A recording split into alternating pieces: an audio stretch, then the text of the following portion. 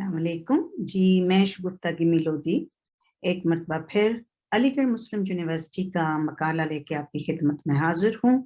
और आज का मकाला जो है वो जम्मू और कश्मीर के उर्दू अफसानों पर अदबी तहरीकात और रुझानात के असरात, और ये इब्तदा से है, यानी इब्तदा से लेके 2000 तक।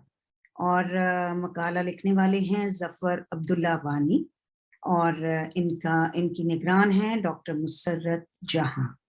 और इसका तारुफ कुछ इस तरह से है। जम्मू कश्मीर आइन साज असम्बली ने 1956 में दफ़ा 145 के तहत उर्दू को रियासत की सरकारी ज़बान तस्लीम किया गया, जिसके नतीजे में यहाँ के स्कूलों, कॉलेजों, अदालतों और दीगर सरकारी दफातर में इसका चलन आम हुआ। सरकारी सरपरस्ती के सबब रियासत के तीनों खत्तों के माबैन सकाफती रिश्तों को मुस्तहकम करने और इजहार अबुलाग को मुमकिन बनाने के लिए उर्दू जबान को राब्ते के तौर पर इस्तेमाल किया जाने लगा। तारीख के औराक का संजीदगी से मुतालिया किया जाए तो इस हकीकत का इंकशाफ होता है कि रियासत में उर्दू जबान 19वीं सदी के अवाखिर में बाज़ाब्ता तौर पर मुतारफ हुई। डोगरा सल्तनत के बानी महाराजा गुलाब सिंह के दौरे हुकूमत में रियासत की सरकारी जुबान फारसी थी, लेकिन खित्ता जम्मू के बेशतर इलाकों में डोगरी जबानों का चलन था, जो लसानी एतबार से पंजाबी और उर्दू के करीब है। इस तरह से उर्दू जबान यहाँ पर अदबी खदोखाल मुरतब करने लगी।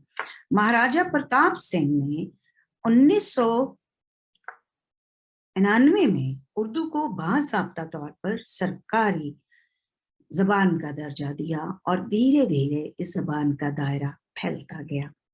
अब ये न सिर्फ सरकारी दफातर तक महदूद रही, बल्कि अदबी हलकों में भी इसे सराहा गया और कश्मीरी जबान के साथ साथ उर्दू जबान में भी तख्लीकी काम शुरू हो गया, जिसमें ज्यादातर जोर शेर व शायरी पर दिया गया।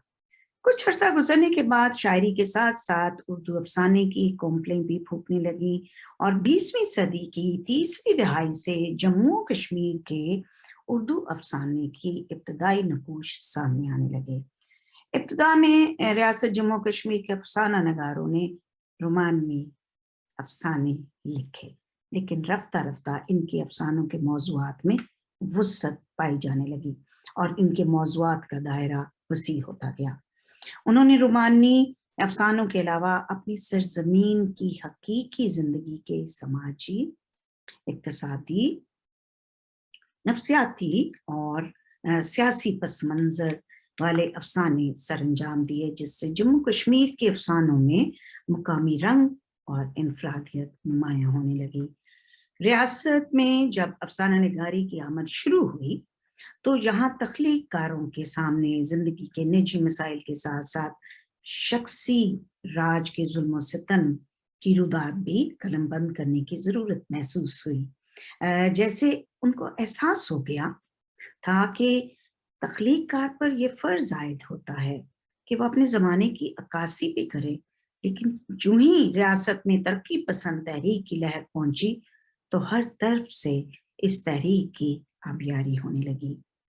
यहाँ के अदीबों का शऊर बेदार हुआ और वो रवायती और रोमानी मौज़ूआत के साथ साथ बाकी मसाइल पर भी सोचने लगे। तेज बहादुर भान, नूर मोहम्मद रोशन, रामानंद सागर, ब्रिज प्रेमी, नरसिंह दास नरगिस, खुशदेव, कुलदीप राणा, अब्दुल गनी शेख वगैरह, इस तरह ये सारे लोग जो हैं इनके नाम सरे फहरिस्त हैं। 1960 के आसपास जदीदियत का चलन शुरू हो गया। जदीदियत की तकलीद में तख्लीककारों ने रवायती तर्ज तर्क करके अलामती और तजरीदी तहरीरें लिखने को अहमियत दी, जिससे कहानी किसी हद तक मुतासर हुई। जदीदियत के बाकायदा असरात जम्मू कश्मीर के तख्लीककारों के यहाँ भी जा बजा नजर आने लगे। اس طرح سے افسانے کی فنی خصوصیات کو نظر انداز بھی کیا جانے لگا، نتیجتاً کہانی بے ربط بھی ہونے لگی اور تسلسل کی کمی بھی پائی جانے لگی۔ 8ویں دہائی میں ابھی ماں بعد جدید جدت کا رجحان پروان ہی چڑھ رہا تھا کہ 1990 کے بعد کشمیر کے حالات بدل گئے۔